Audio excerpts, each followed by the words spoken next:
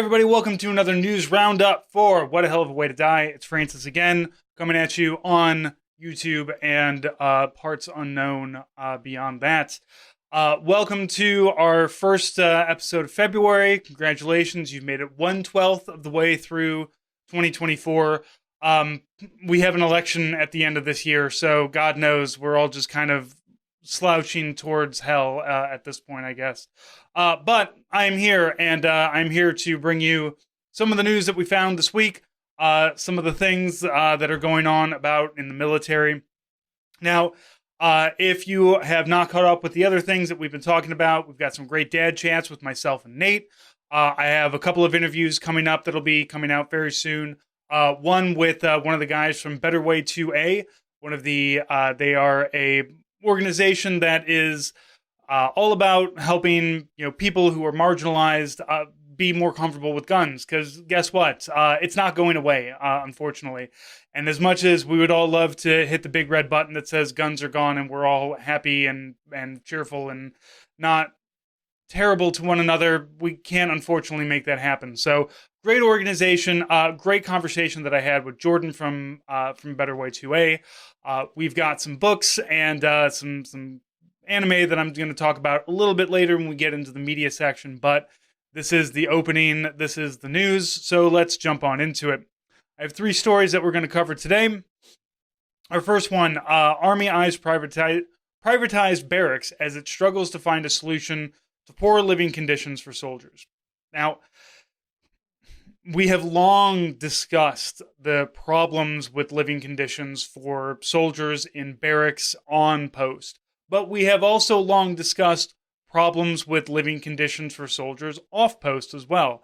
If you cast back a couple of years ago, I spoke with Jane, who's known as Lethality Jane. She was on Twitter. She's over on Blue Sky mostly now. God bless her. I couldn't find my way over there, but she did.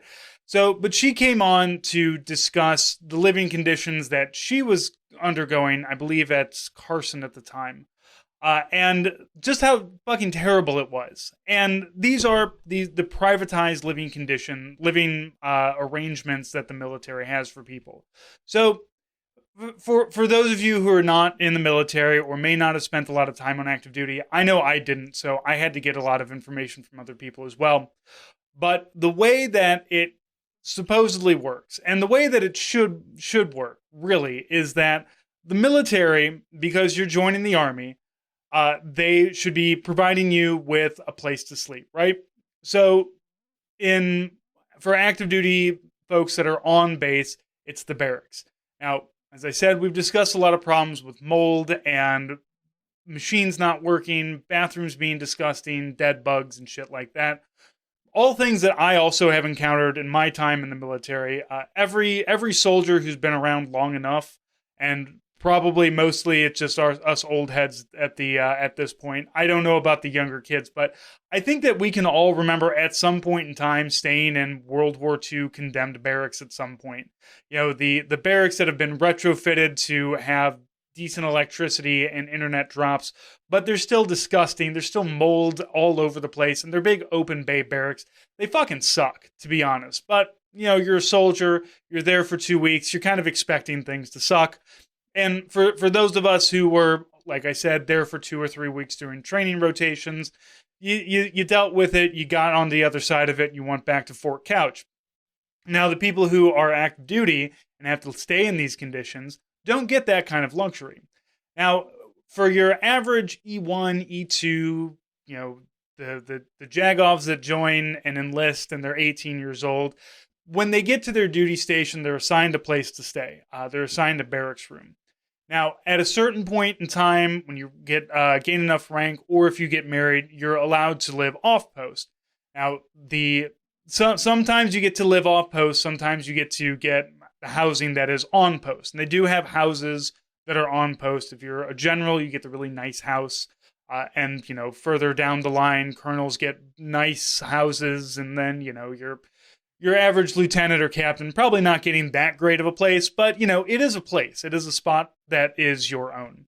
Now, if you're not staying in the on-post housing, you're going to get what's called BAH, Basic Allowance for Housing, which is based on the zip code. And that is kind of like you go out, you get an apartment somewhere on the local economy probably, and you get money, you get extra money to pay your rent, which is great. When I went to Iraq, I had a roommate at the time, and I wrote him like 12 or 13 checks for rent.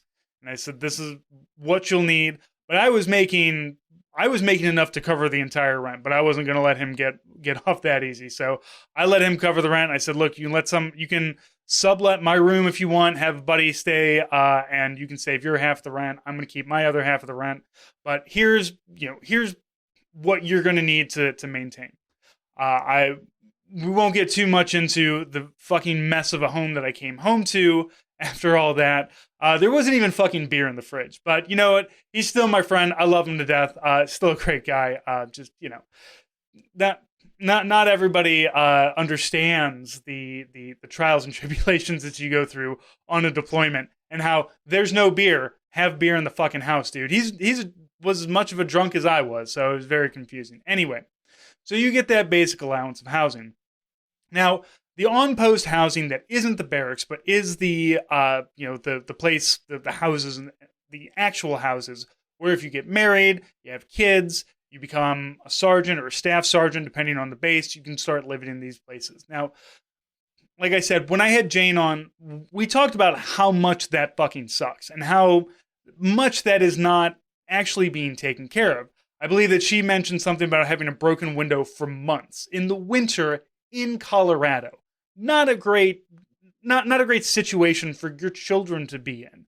And you're supposed to have these routes that you can go down where you can put in a work order and you have somebody come out. In a perfect world, you put in the work order, you say, hey, this light is broken, this window is broken, this thing needs to be fixed, and somebody comes out and fixes it. Again, in the perfect world on the civilian side, when you're renting a place, you go to your landlord and you say X, Y, and Z is broken. Can you come over and fix it? In the past, I've had great landlords. I've had not so great landlords. I have owned my own house now for well over a decade, and as great and wonderful as that can be, also, I need to put a new roof on the house. So patreon.com/hell of a way to die. And that's not also including the furnace that I just had to put in, and the kitchen I had to put in, and the air conditioner I had to put in, and the hot water heater I had to put in. Been living in this house for 4 years. It's great. Sometimes it's really nice to have a landlord to kind of fall that shit back onto, but also maybe your landlord doesn't think that you need functional air conditioning or a better, we ponied up for a decent air conditioner that's going to last us 25 years and also has like a better energy rating to drop our electricity down. So that's the trade-off you get. You get to buy a house, but also when shit breaks, that's on you. You don't get to call somebody and say, hey, come fix your shit. It's broken. This is also why I would never be able to be a landlord, because I don't want to go and fix a house that I don't live in. I will fix the house I live in, and that's about it. Anything else, investment properties, I'm not gonna deal with any of that shit. So privatization is not the way to really go with anything like this. So in this article from military.com, they discuss that currently, just to get all of the barracks that the military has, 6,000 something barracks up to code, it's going to be about $7.5 billion. Now, that's a lot of money. That's a lot of dollars, to be sure. But I have never really seen it get better with like, oh, we'll just hire a company to do it. And not only will that take care of the money problem, it won't cost as much, but also somehow this is going to be better than what we can do for the soldiers. This is not true. This has never been true. This privatization has never properly worked. And you can say, like, well, but Francis, weren't you saying that, like, the barracks sucked when they're on post? Yes, they do. It's not hard to, like, get people to just, like, hey, we're hiring you to do your job, and then the government puts you to the screws if you're not doing your job and says, hey, if we're contracting you to do this and you're not doing it, go fuck yourself, you're out of here. Or hire people, man. I am all about expanding the government to have way more jobs and way more opportunities and give people all kinds of roads and inlets to get pensions and to get normal every 2-week pay and get paid time off and, be a part of the government system. I'm not a full-on communist or anything, but I do believe that a government jobs program is a great way to go, especially with let's hire a bunch of people and we'll pay them to do the jobs that we need them to do. Now, look, everybody individual, sometimes it's great, sometimes it's not. We all know that, especially those of us in the Army. So it's going to be an up and down, but privatization is really never going to be the way to go with this. Privatization means that somebody is going to say, the government's going to say, we're going to give you X amount of dollars. So the company is going to say, we've been given X amount of dollars and we want profit off of this. So we're going to have to think, how much does it cost to do X, Y, and Z, clean these barracks up, put new drywall in, hire the people to do it, get, decent furniture, decent appliances, all these things in there. And what's going to happen is you're going to get the landlord special shit. You're going to get the cheapest, bottom of the barrel. And you, as the person who is renting, or as the person who is the 18, 19-year-old E2, one, you're not invested in this house. You don't give a shit. But two, you're never really going to improve on the situation. You're going to have this house that sucks, or this barracks room that sucks, and there's not really going to be much that you can do about it, because you, as the E2, E3, even if you know how to cut and rehang drywall and make it all look nice, the government doesn't want you to do that. And to be honest, it shouldn't be your job. You should not have to go out and spend the money to buy and haul drywall and cut old stuff out and dump it and put new stuff up and mud and tape and all that kind of stuff. I've hung drywall. It's not hard, but also I don't want to lose my Saturday to this when I should be able to I should be able to be getting drunk and playing video games. I haven't been drinking yet, I promise.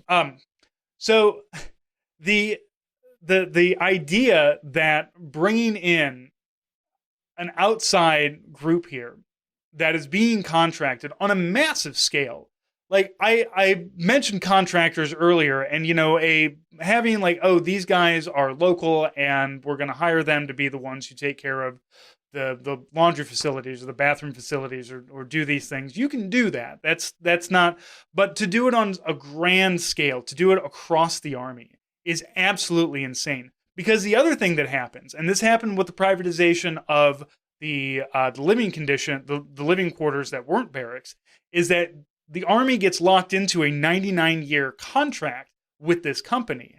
And so when the company doesn't start doing what they're supposed to do, the government has no fucking recourse. They don't get to say like, oh, well, you're not doing what you do. You're not doing it to the standards that you're supposed to be doing it, so we're going to break the contract. Somehow these companies manage to put ironclad contracts where they just like, no, we get to piss all over everything and you don't get to say anything about it, and you're just kind of locked into it. Now, being the leftist who is also a person who understands that you can't really trust the government, and you don't really want a whole lot of government overreach, it is surprising that the government, that the fucking Army, the people with the guns, can't go into these places and say, do it or you're fucking out. It's mind-boggling to me that they don't have that kind of option. So, privatization for barracks, not really the way that you want to go. It's not gonna improve upon anything.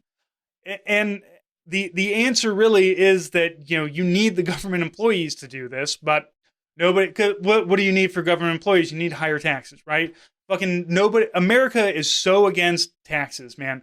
Like it is going to be surprising if we ever have a Congress or a president that's like, no, we need to jack taxes back up. Not just for rich people, but for maybe upper middle class people, or everybody needs to start paying a little bit more so that the pool of money is bigger so that we can take care of these things. And this is not just like, oh, we need to take, your taxes need to be higher for the troopies or anything like that. Your taxes need to be higher for everything, for, the massive water problems that I have on the street next to me that is causing huge potholes in the street, for, the highway systems, for, people being able to get, help, people being able to get houses, get food, things like that. All that shit that, like, if you want a better society, You need to improve the material conditions of the society, and you won't have these problems. You won't have high crime if people don't need to go steal shit because they have what they need. It's a big cascading effect, right? So unfortunately, we're never actually going to raise taxes, and we're never going to have like a really great big FDR jobs program where we go out and we say, no, everybody needs to come on in. We'll give you jobs. We need you to fix all this shit up. Hang some drywall, replace some fixtures, get good appliances and good furniture into these places, and make sure that everybody has what they need so that they can continue on with their mission. Instead, the army is just going to have a landlord. Like, the army is going to be renting from now on. And that is just one of the dumbest ideas I've ever heard. And it's because we have the capabilities. The government has the capabilities to do these things.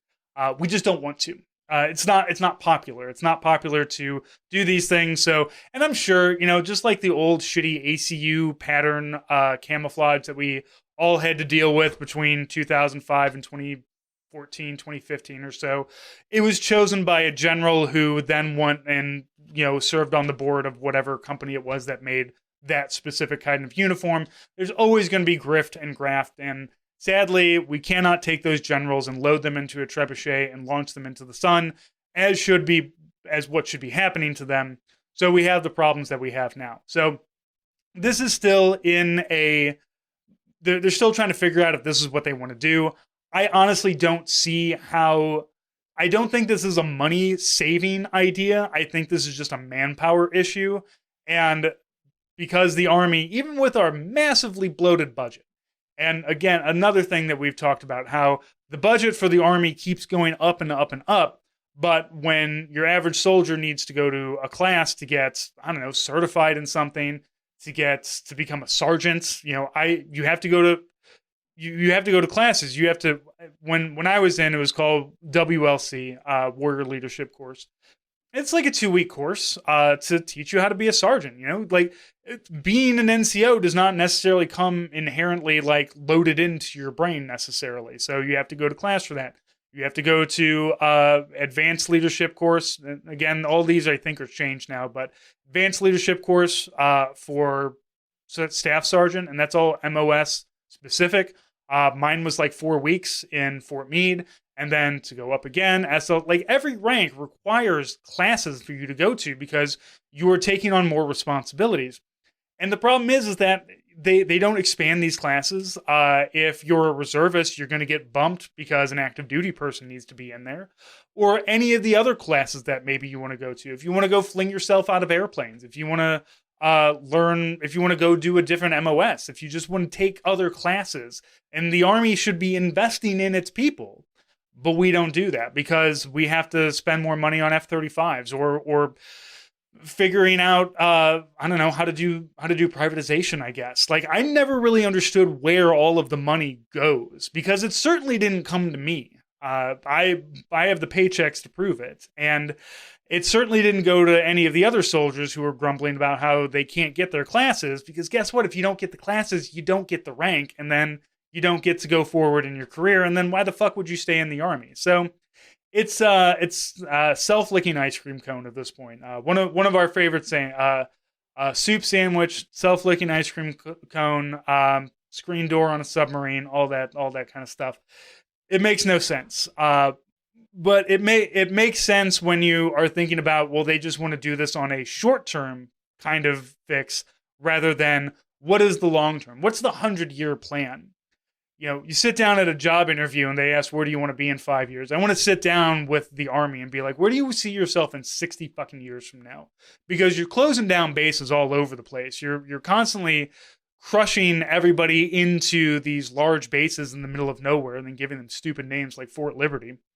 To be fair, Fort Liberty is the only stupid name. The other ones are fine. But where do you want to be? How do you want the Army to look 60 years from now? Don't tell me about like 10th generation fighters. Like, what do you want the barracks to look like? What do you want your average soldier to look like? And what do you want their world to their training scenarios and stuff to be? So I don't know. It's depressing to see this, but it's also not surprising But it's the Army's going to do what it's going to do. It is going to constantly shoot itself in the foot and eat itself alive, because that's really like the one thing that the Army knows how to do. Speaking of, Army officer gets reprimand for secret camera in dressing room. So this one is goes along with the many discussions we've had about how there are different punishments for different people in the military. So this is a lieutenant colonel who put a hidden camera in a dressing room at like a not a PacSun, but something like that. A place where young women and teenagers go into these dressing rooms and try on clothes. This man is a fucking pedophile. Like I'm not even gonna go around I'm not gonna play any kind of fucking word games with it. Fuck him. He also needs to be in the trebuchet getting launched into the sun. However, he's being reprimanded. He's not being forced to retire. He's not going to jail. He's going to get a slap on the wrist. Maybe he'll get a reduction in rank, and he's going to get to he's going to leave. He had to be like, this guy had to be chased by the cops because he showed up. So what ended up happening is a young woman discovered the camera, and so the cops were like, well, shit, we need to put keep an eye on this because somebody's going to come back for it. And once this guy did, he ran because he knew he fucked up, and they had to chase him down and arrest him and all that stuff. And the Army, being the Army, is going to be the ones who are like, no, we need to be the ones to take care of this. And what does taking care of it in the Army look like? But we're going to slap him on the wrist because he's a lieutenant colonel. I don't even understand why.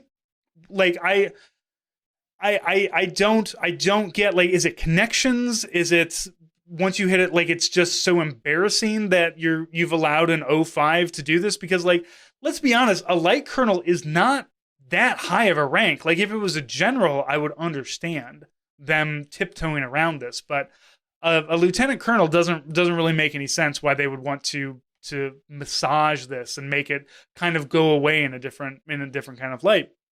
But like I said, this is he's a fucking pedophile. And who knows what he was doing with this stuff?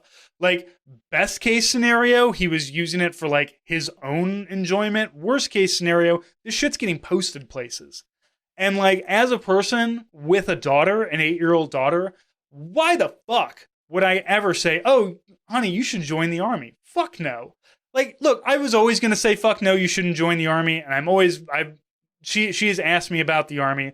Luckily, I got out of the Army well before she was like fully aware of things. She was like 4 or 5 when I got out of the Army. So she doesn't have a lot of remembrance of me like having to go away for, a weekend or go away for weeks at a time for training and things like that. So when she asked me about the Army, I say, look, I want you to have better options than joining the Army.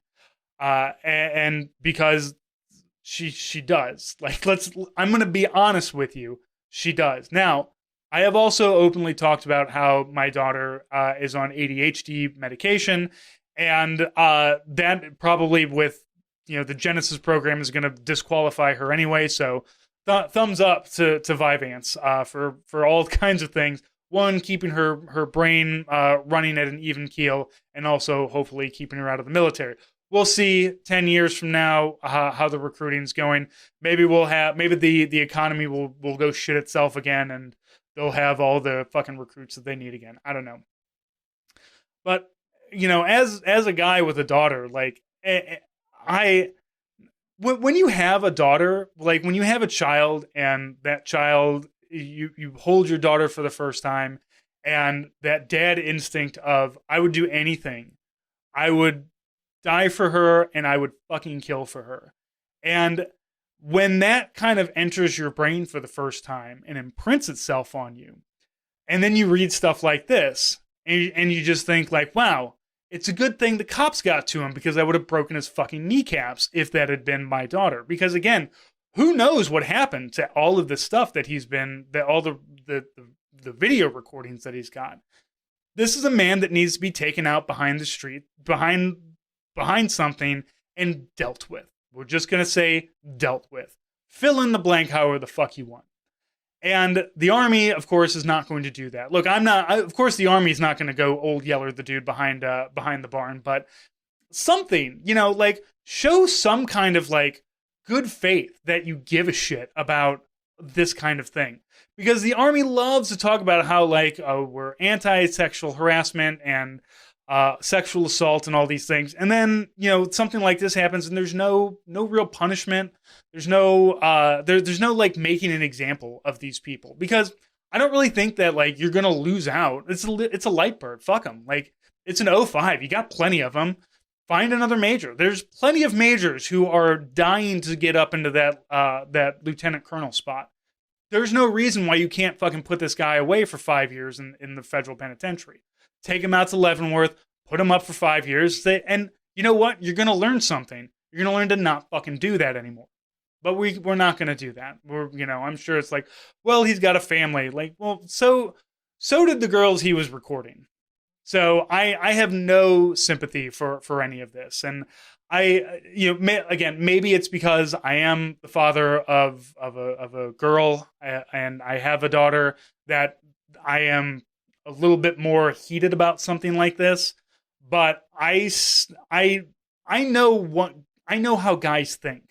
I see it on Twitter enough. All the people who think that the women should be at home wearing gingham, making cinnamon rolls, and homeschooling your kids and stuff. And like, look, my wife stays at home. She homeschools. She wears yoga pants, and I make the cinnamon rolls and their Pillsbury because it's a lot simpler, man. We got too much shit going on to be making cinnamon rolls from scratch around here.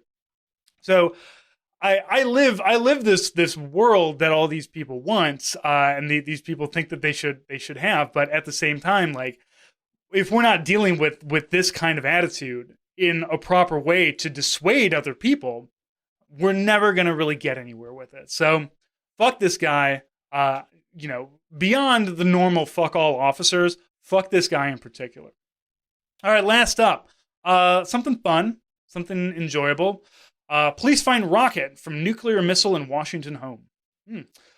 So this guy, now look, my wife and I we love to thrift. We love to find fun little things. I like to find fun coffee mugs and put them up in the store. And we're planning on curating our own antique mall booth at one of the local places here.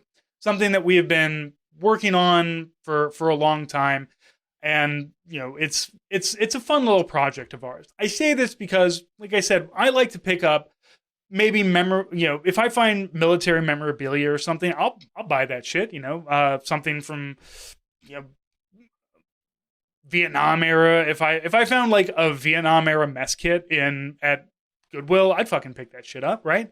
So this guy bought a rocket from an estate sale. Like, his neighbor passed and he's just like, oh, I'll take that. And you can see this thing. This isn't like a small thing. That's a fully grown man that's standing next to this. It is on like what is essentially two pallets put together and strapped down with some tow cables and stuff.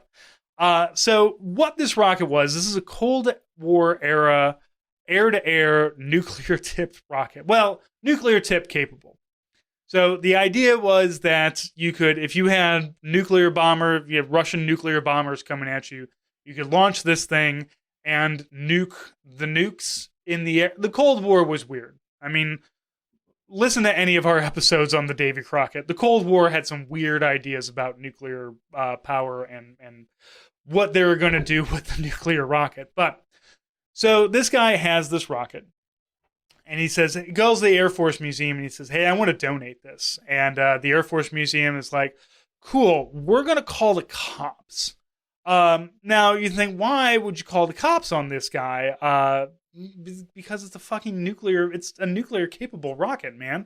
So the police come and explosive ordnance disposal comes and they check it out. And they're like, well, I mean, it's inert. Like, there's no nuke on it, obviously. Like, there's that. I think that would have been like number one. Now, America's not great at keeping track of all of its nukes for sure, but I feel like there would be that wouldn't just go missing in Seattle. I would hope. I don't know, man. Record keeping's was real bad in the 80s.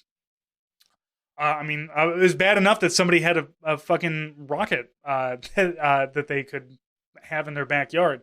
And look, I'm a Second Amendment guy. Shall not be infringed. No, fuck it. Don't take this man's rocket away. If he has a safe way of launching it at somebody, that's just castle law. Let a man defend his home.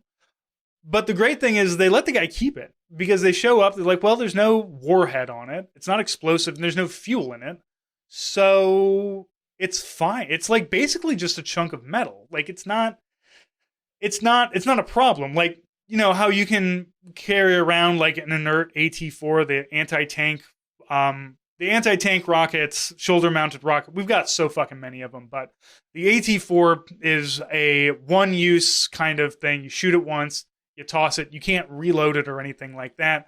It's not like the Carl Gustav or the Law or any of those other ones. It's a one and done, and you can get a hold of those things and carry them around if you really fucking feel a need to carry around an inert AT-4. If I come across you carrying around an AT-4 like some jackass Second Amendment, or I am going to out loud make fun of you so that everybody in the Chipotle can hear me. And I'm going to follow you around mocking you so that everybody in the next Chipotle you go to will also know what a huge fucking dork you are. But he gets to keep it. And you can see it's not in great shape. It's a little rusty.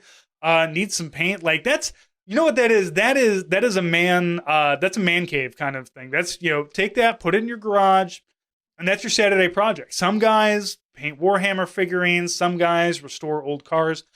Get me a Cold War era rocket, and I want to fucking restore that. I want to build a technical. I want a nuclear capable rocket to restore. What else is on my wish list? A T-55. I recently saw a T-55 get its shit pushed in by a exploding drone, and like I hate to see a T-55 get shot up. It's a museum piece. It's the tank of the people. It's something that should be celebrated, and you put it in a park and let kids climb around on it. Don't put it into service in Ukraine, man. Like, send that to me for completely normal reasons. I want a T-55. Nobody's gonna. The top speed is like 35 miles an hour, but nobody's gonna fucking cut me off because I got a T-55 and I'm tearing the shit out of the highway with my tank shreds and having to do repairs on it every 3 miles. So, bully to this guy. Lord, I see what you do for others, and I want that for myself. I am going to really start looking at estate sales really hard in the local area to see if I can find some kind of munitions dump somewhere. Because we used to have an ammo facility, an ammunition manufacturing facility here in St. Louis. It's over by, so where I did my drill weekends was right next to another government facility. And then there was the ammunition manufacturing plant. And according to rumor, and I know some of this is true, but according to rumor, there are tunnels underneath all of these structures that connect them to one another. And supposedly the tunnels went all the way out to the Mississippi River because they had, rather than bringing the raw material in and having to drive it on all the highways and shit, they just had a train system underneath, a rail system that they could bring all that stuff direct from the barges into the ammunition manufacturing plant. Now, I don't know how much that's true, but I do know the underground tunnels are there. I worked as a escort for a while because I had a security clearance. They had a lot of electricians in there. It was a nice gig. I made $15 an hour. I got to read books all day and hang out with some IBEW electricians. They were pretty cool dudes to hang out with. I learned a lot of electrical stuff from them because I would just kind of hang out over the shoulders and bullshit with them because they were all my age. At the time, I was fresh back from Iraq. I was mid-20s. So were a lot of them, younger to mid-20s. So great guys to bullshit with. Find union guys to hang out with. It's good times. But they told me that there was like a whole underground shooting range down there, which I don't doubt, honestly, knowing the history of that whole government facility, how it's been around for 50, 60 years at this point, and all the changes and upgrades and updates that they've made in that general area. I'm not surprised. I would not be surprised if they had an underground shooting range. But I never saw it myself. So I am going by the rumor of some electricians who came up out of the tunnels because they were running conduit down there, and they're just like, holy shit, do you know what's down there? So they didn't seem like liars to me, but I fully support having your own rocket. You know, fuck it. Like as they say, like, oh, are you gonna fight the government with your AR-15? No, I'm gonna fight it with my fucking air-to-air unguided nuclear tip fucking rocket, motherfucker. The problem is you only got one. The government's got like 6,000-ish or so, probably a lot more. I'm probably lowballing that number quite a bit. So you get one shot, so make it count. So that's it for our news. Let's go ahead and go over to our next segment. Okay, so here's what I have been watching and what I've been reading this past week. I'm trying to do more reading and less time on my phone, as I've kind of discussed in the past, because my brain is full of holes. And I thoroughly believe that that's a couple of things. One, marijuana usage, which I've cut pretty much out completely. But two, just not having the ability to, stick with something and have, sit down and read a book and read it for 20, 30 minutes at a time. Something that I used to do all the time, and something that I find myself not really doing too much of today. So I'm in the middle of like 3 or 4 different books, and I'm trying not to really talk about books until I am done with them. And if you're wondering how can you be in the middle of 3 different books, each book is a little bit different. So I'm going to talk about the book that I did just finish in a moment. I am in the middle. I discussed How to Break Up with Your Phone. I'm reading about a chapter of that a day as well. I'm reading a kind of silly sci-fi, The Fool series, if you're familiar with that, with Robert Asprin. It's kind of a dumb, kind of a fun series. Robert Asprin had a lot of really good comedic science fiction that was really popcorn filler, and it's been a while since I've really gotten a chance to read some filler, so I've been reading some Robert Asprin.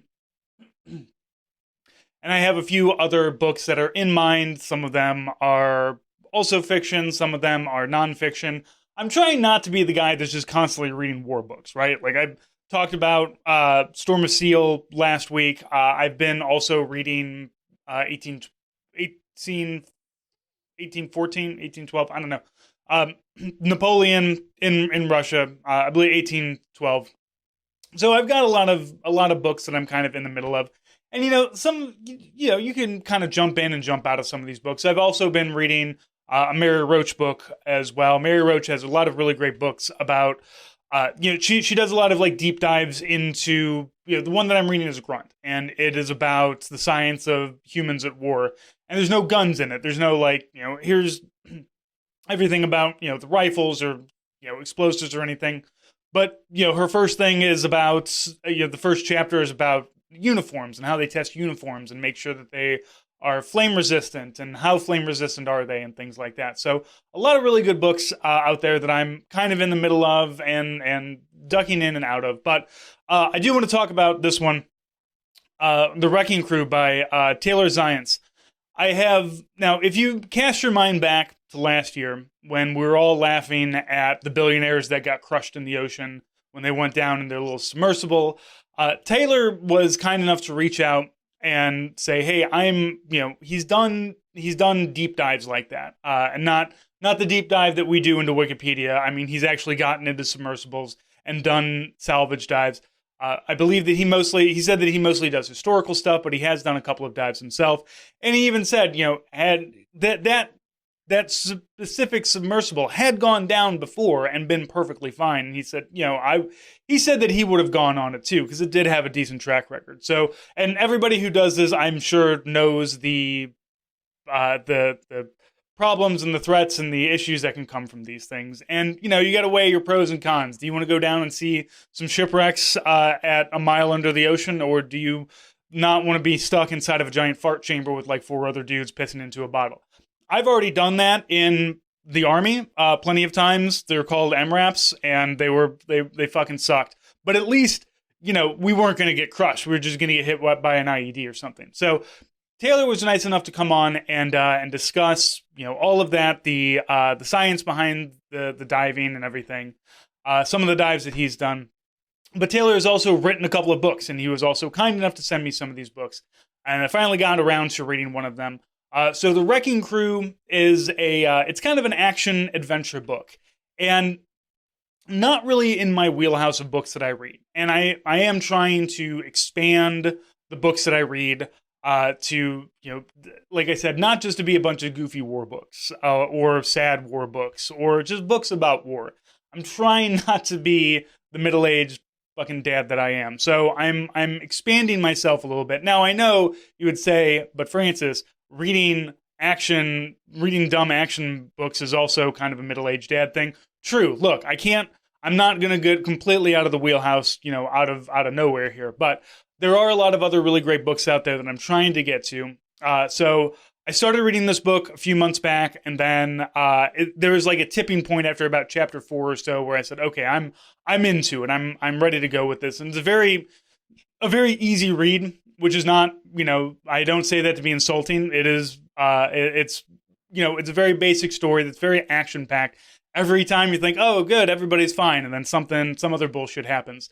But the great thing about Wrecking Crew is that it's written by a guy who understands submersibles and understands submarines and understands the ocean. So while some of it is kind of ridiculous in that action novel kind of way of, dodging withering gunfire and, Somali pirates and all the things that like we love when we watch John Wick, we love to watch, but it's just like, of course, this shit wouldn't work in real life.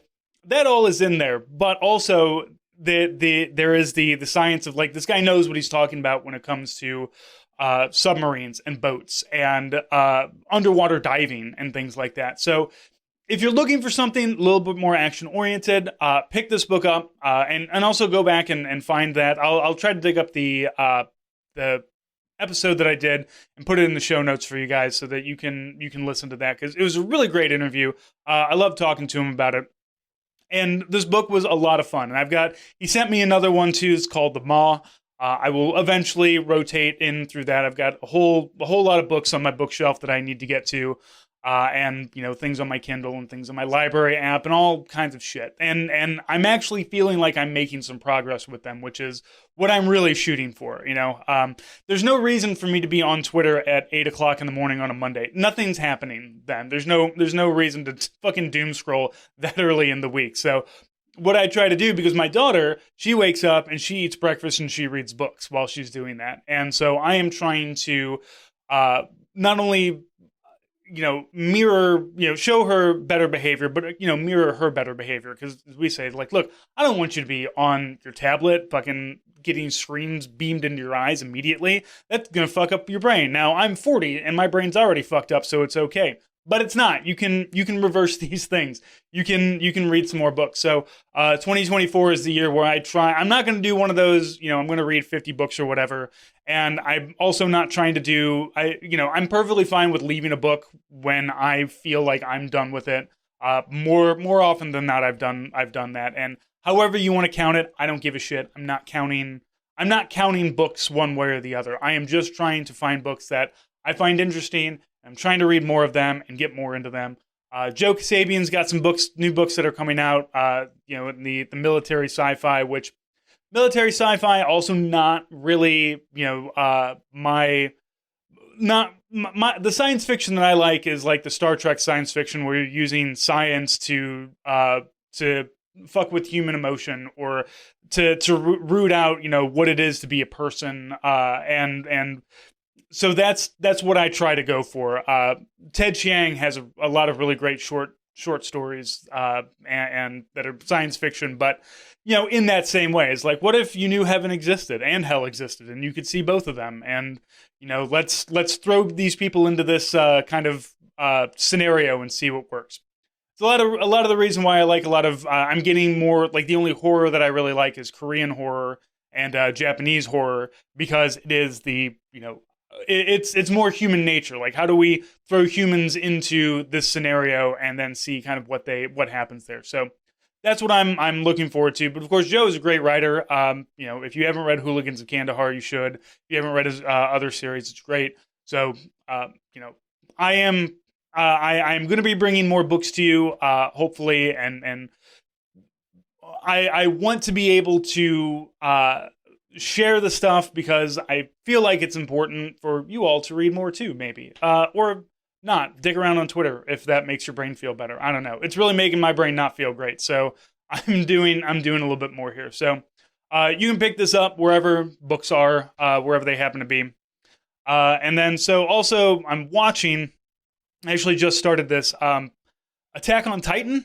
So next month at the St. Louis Science Center, every month they have First Friday, and at First Friday it is a themed evening, and they have vendors and they have trivia and they have costume contests and things like that. So my wife and I are generally vendors at these places. We sell some of the stuff that's in the store, but also my wife makes things. I make buttons. I repurpose old signs. I go to Savers, I go to Goodwill, and I buy the goofy signs that you people buy at like Joann or Michael's, and it says it's wine o'clock or something, and then I sand all that shit off of it and I repaint it and I paint my own stuff on it, or I use my Cricut machine and put things on there, and I try to nerd them up a little bit. So next month is anime. And I have a lot of anime that I'm going to say I didn't watch a lot of anime as a kid or a teen. I remember watching Ghost in the Shell and it not really doing anything for me, mostly just being confused by it. I did watch Trigun, the original Trigun in 1998, but I didn't have cable, so I wasn't getting exposed to all the stuff that was really on Cartoon Network at the time. So I have big gaps in my anime, but there are I've got so far I've been designing buttons. I've got One Piece. I've got Trigun. I've got Belle and Sebastian. Actually, my wife told me about that one, and we have a Pyrenees dog, so it's a show about a boy in his Pyrenees, and she was like, "Oh, you should have a couple of those. People will love it." So I have been expanding the anime that I watch, and so Attack on Titan is one that I've always heard of. It's on Hulu. I started watching it. I'm so far intrigued. It's really weird and fucked up, and that's right up my alley. I think also I'm going to be doing some Chainsaw Man, some Cowboy Bebop, maybe a little Outlaw Star. It's going to depend, but I know this is going to be a big event, so I'm going to try to have as many kind of buttons and designs and things like that are going to be all over, as many fandoms as I can bring in, but really the ones that I enjoyed and that I liked. So that's why I'm kind of watching Attack on Titan. As many jokes as I make about it, I never watched Evangelion, and I don't know if I want to go back. Like it feels. I have tried to watch Evangelion, and it feels like one of those ones that, like, if you watch it while you're a kid, it makes sense, but like as you kind of move on and become an adult, it's not really going to speak to you as much. So there's that. I never watched Dragon Ball Z. I know that was big with a lot of people too. And what else was there? I might do Avatar. I did really like Avatar. I didn't watch it during its initial run, but I did end up watching Avatar. It's one of those ones that I keep trying to prod my daughter into. It's like, no, you'll love it. It's it's got kids in it doing cool kid stuff, but they have adventures and everything, and it's not too violent. Like, people don't die left and right. Like Attack on Titan, people keep fucking dying constantly, getting eaten by giant monsters. So that one, not gonna bring my daughter into that one. But I want to get her into some of this stuff. We'll see what's out there. And if you have suggestions that an 8-year-old girl might really get into, there's one Astro Boy that she's reading the manga of, and I know that was one of the very early animes that kind of made it over to America. So we might watch a little bit of that too. We'll see. I kind of want to screen these things before I bring her to them, but I think my wife said that she watched Astro Boy when she was younger too, and that the kid would like it. So if there's suggestions that you have for stuff that we could watch or or other mangas to read. She likes to read more than she likes to watch TV, and really we don't put any limits or restrictions on her reading. She will stop reading something if she doesn't like it. I can't remember what I think because I talked about Chainsaw Man, she kind of started reading it and then was immediately out, just like, nope, I don't like this. There is a couple. Paper Girls. Paper Girls was another one that she said that she read some of it and didn't really get into it, which I can understand. It's not for kids her age. Maybe when she's a teenager, it'll be something that she can get back to. I loved Paper Girls. I thought it was great. And then there's the Animorphs are being turned into graphic novels as well, slowly but surely. So there's a lot of really good content out there that we're both kind of discovering at the same time. So whatever you have suggestion wise, let me know. Throw it down in the comments. Shoot me an email or anything along those lines, and we'll try to rotate it in.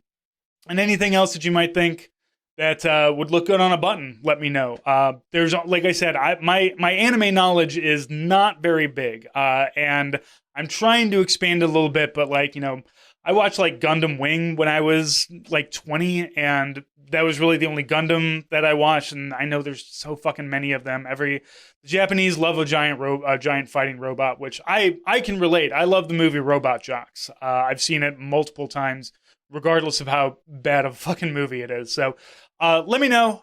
Throw those down in the comments, and let's go ahead and go on over to our final segment. All right. Thank you for listening. Thank you for watching. This is the ending segment where I tell you about stuff in the store. Once again, still have these great Carlton Gustav pins in the store for you. $10, but you here on you people listening, you get 20% off of everything in the store with the code podcast. And something else that I want to put up here. So as I said earlier, I like to get signs and stuff from Goodwill, from Savers, secondhand stores. This was a sign that said something about oh, you should smile because you never know who's watching you and being sad. It was basically a smile, sweetie one that I sanded, repainted, and I put Sean Connery Zardoz on it. So as I also mentioned, we do the first Friday at the Science Center. I was told that I had to take this down. We can't sell this at the Science Center because it was too lewd, too sexually explicit. Which, I took all of the naked Sean Connery out of it, so I would think that this is the most unsexual thing that I've ever made. But I couldn't sell it there. So this is in the store now. If you want it, it is there. Never going to make another one. Is the only one that exists. So that is in the store. You can pick that up. I will send that right out to you. I will happily send this to you. And if you do buy it, please, please, please send me a picture of it proudly displayed somewhere, wherever you really need to have things horned up. The picture doesn't really make it come through, but the red is all very, very sparkly. So it really pops very nicely. So that's available in the store as well. But as always, thank you for watching. Thank you for listening. If you want more, you can find more at hellofawaytodie.com. That's where all of our podcasts end up, all of our interviews, all of these news roundups. And we also have 7+ years at this point of bonus content. Just uploaded a great episode with myself and Carrie about we're doing MASH episodes. This week, next Monday is going to be coming out our first Patreon voted movie where myself and Carrie and Joe Kasabian are going to be watching Battle Los Angeles, a movie near and dear to my heart. I love modern military fighting aliens, one of my favorite genres. This is why I love Battleship. So that's going to be coming out. That is only going to be available at $5 and up. And once that's out, we're going to vote on a movie for next month as well. And I'm going to be starting up, if not this month, early next month, we'll be starting up the series for Deadliest Warrior.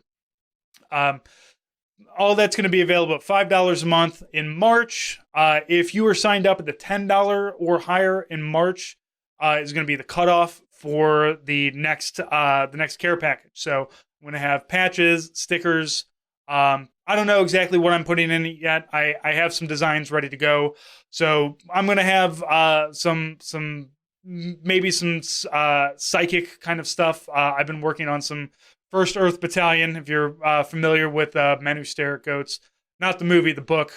Read the book. The movie is meh. But I'm gonna have some. I'm gonna have some stuff going out there. So that's at the $10 a month. Patreon.com/hell of a way to die. Sign up before March, and you'll get that sent out to you. So, other than that, thank you so much, and we'll talk to you next week.